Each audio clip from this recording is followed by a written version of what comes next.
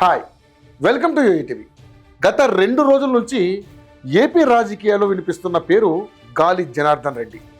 ఇందుకు కారణం ఓబులాపురం మైనింగ్ కేసులో 7 ఏళ్ల పాటు జైలు శిక్ష పడడమే.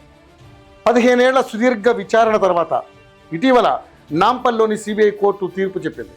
గాలి జనార్దన్ రెడ్డితో పాటు ఓ 5గురికి శిక్ష విధించింది. తాజాగా గాలి జనార్దన్ రెడ్డి శాసనసభ సభ్యత్వాన్ని రద్దు చేస్తూ అసెంబ్లీ స్పీకర్ గెజిట్ జారీ చేశారు. గంగావతి అసెంబ్లీ స్థానం ఖాళీ అయినట్లుగా ప్రకటించారు. ఇప్పుడు ఆ స్థానానికి ఉప ఎన్నిక నిర్వహించనున్నారు. ఈ క్రమంలో గాలి జనార్దన్ గురించి సెర్చింగ్ మొదలైంది. గాలి జనార్దన్ అంటే చాలామందికి బిగ్ షాట్గానే తెలుసు, కానీ ఆయన గతంలో ఏం చేశారనేది తెలియదు. అయితే గాలి జనార్దన్ రెడ్డి ఓ ఇన్సూరెన్స్ కంపెనీ ఏజెంట్గా ఉండేవారు. ఆయనకు కరుణాకర్ రెడ్డి, సోమశేఖర్ రెడ్డి అనే సోదరులు ఉన్నారు. బళ్ళారిలో తన ఆధిపత్యాన్ని పెంచుకుంటూ వచ్చారు గాలి సోదరులు. పారిశ్రామికవేత్తలుగా ఎదిగారు. దశాబ్ద కాలం పాటు రాజకీయాలను సైతం శాసించారు. కర్ణాటకతో పాటు ఏపీ రాజకీయాల్లో సైతం తమ ప్రాభవాన్ని చాటుకున్నారు. 1999లో అరుదైన అవకాశాన్ని సొంతం చేసుకున్నారు. ఆ ఎన్నికల్లో అనూహ్యంగా బీజేపీకి దగ్గరయ్యారు. మాస్టర్ మైండ్స్ కామర్స్ చదవాలనుకునే 10th ఇంటర్ విద్యార్థుల తొలి ఎంపిక. ఆ ఎన్నికల్లో బళ్ళారి నుంచి నాటి కాంగ్రెస్ జాతీయ అధ్యక్షురాలు సోనియా గాంధీ పోటీ చేశారు. ఆమెపై బీజేపీ అభ్యర్థిగా దివంగత సుష్మా స్వరాజ్ పోటీ చేశారు. ఆ ఎన్నికల్లో సుష్మా స్వరాజ్కు మద్దతుగా ప్రచారం చేశారు. అయితే సుష్మా స్వరాజ్ ఓడిపోయినప్పటికీ బీజేపీ పెద్దలకు గాలి సోదరులు దగ్గరయ్యారు.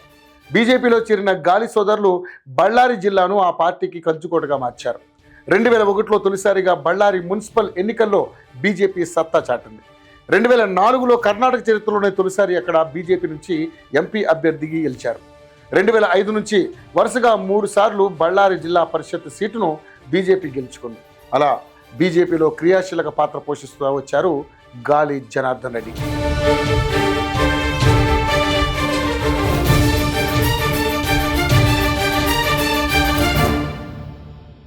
2006లో బీజేపీ జేడీఎస్ సంకీర్ణ ప్రభుత్వం వచ్చింది. తన అనుచరుడు శ్రీరాములను మంత్రి పదవి ఇచ్చుకున్నారు. 2006లో ఎమ్మెల్సీ అయ్యారు జనార్దన్ రెడ్డి. 2008లో బీజేపీ అధికారంలోకి వచ్చేందుకు కారణమయ్యారు.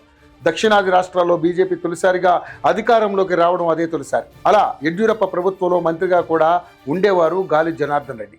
2023 ఎన్నికలకు ముందు భారతీయ జనతా పార్టీకి గుడ్ బై చెప్పారు. కర్ణాటక రాజ్య ప్రగతి పక్ష పార్టీని ఏర్పాటు చేశారు.